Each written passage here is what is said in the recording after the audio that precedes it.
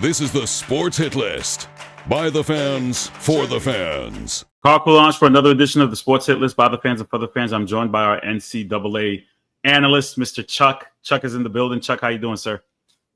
I'm doing good, but I'm a little nervous, Carl. A little nervous. My team's two wins away. What are you nervous about? I mean, listen, you've seen them win it before, right? What year did you see them win it? 2010, 2015. So you've been blessed. There's nothing coming from a guy who's seen his teams win. There's nothing like the feeling that you've been blessed enough to watch your teams win, because there's a lot of fans who never know what that feels like. So I understand the pressure to win again, and I definitely know where you're coming from. I mean, it's true, but being a Duke fan, you expect to win every year. It's almost like being a Yankee fan. You just have those expectations to win every year. Of course. That being said, we are here finally at the Final Four, the second time in history where we have all number one seeds making it. The last time was 2008, which is a fun fact. The year I graduated from St. Francis that year. Wow. And I remember that Mario Chalmers game like it was the back of my hand. So, wow. So we have Houston, Auburn, Duke, and Florida. And Florida in the Final Four. Thank you for that. So let's take a look at the matchup. Duke faces Houston. And what are your thoughts here with your Blue Devils? I mean, again, I asked this question twofold because I know what your heart wants to say, but I want you to be realistic, Chuck, for our fans, because in the hit list streets, we trend not to be biased, even though we are biased. Yes. What are your thoughts? All right. My heart says Duke's going to win. My mind says it's going to be a race to whoever could score 70 points first. That's what I think. I think 70 is the magic number. You got two good defensive teams. Now, I just don't know if Houston can put up offensively like Duke can. If they could do that, then Duke might be in a little bit of trouble. And also, Duke beat Houston last year. People forget that. So I think they're going to do it again. I think Duke is just better on the offensive end than Houston. And once they break down their defense with the half-court offense, inside-out game, I think Duke will win. I guess, why is that 70 the magic number? Is that something that you just, I guess, pulled out of your ass? Or is that something like, why is 70 that number there?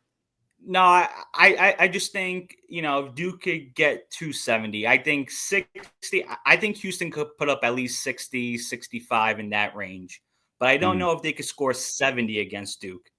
Duke is very good defensively as well. So I think if Duke can, get to at least 70, I don't know if Houston can put up 70 and more. Now, hopefully I'm correct. I'll probably be wrong because I'm a big-time jinx, but I just think 70 is the number. For your sake, I'll go Duke for your sake. But the other part of me is like, I'm a big Hakeem Olajuwon fan, and Houston is his team, so I kind of understand it. That game tips off at 8:49. I guess that's the main event because the game previous to it is at 6:09. We have Florida versus Auburn. I guess it's the race to who's the best player in or the player of the year, right? Because Cooper Flag.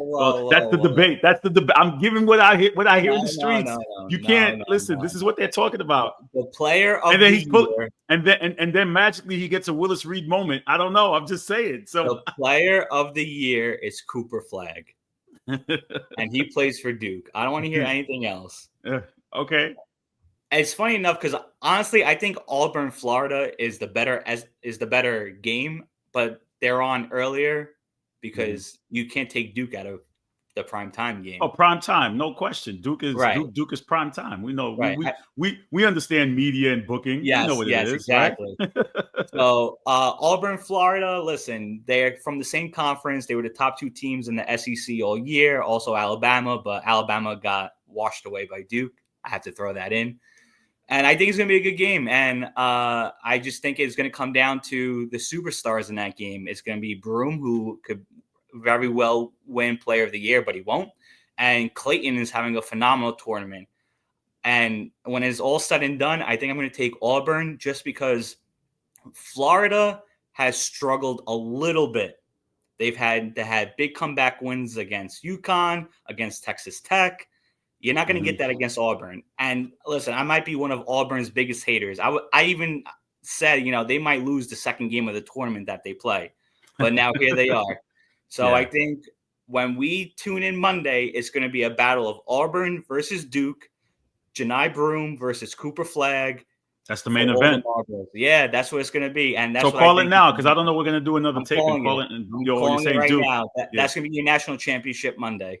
Right, but then Duke ends up winning it. Then basically, of course, definitely. That Duke will win. You got Cooper Flag Player of the Year. It's all coming up Duke right now. I will say this though, that a lot of people have that conversation about, would you rather have their Final Four, your be the top number 1 seeds, or do we want a Cinderella? And, I watch all these sports debate shows, and it's always a matter. And some people are saying like, well, of course you want the top 4 because they got the number 1 seed for a reason. That's box office. But then you get the little engine that could in the Cinderella team. So would you say this tournament has been exactly what we wanted it to be as far as entertaining, getting your top best teams to make it? Or would you have rather seen a Cinderella like a St. Peter's make it or there? You know what? As a fan, no matter who plays, I think you just want good games. Like nobody wants to sit there through blowouts. Like when Houston blew out Tennessee in the Elite Eight, nobody wants to see that. But how good was Texas Tech versus Florida? Like I was on the edge of my seat watching them go back and forth, punch for punch. So that's where Florida, even in the last set, I was watching the end of that game where I thought they lost it, to be honest with you. I thought and the next thing you know, Florida goes on a last minute run, to win the game. So, yeah. Like those are the games that you want to have. Like no matter who plays, it could be, the number 1 overall seed versus, a team that we never heard of that plays in the middle of, North Dakota. You want to just see good basketball and a good game down to the wire. The blowouts, you know what? Listen, that turns fans away. I want good quality basketball, and I like to see matchups. Thanks for watching the Sports Hit List. Be sure to like, share, comment, and subscribe. In fact, do it now.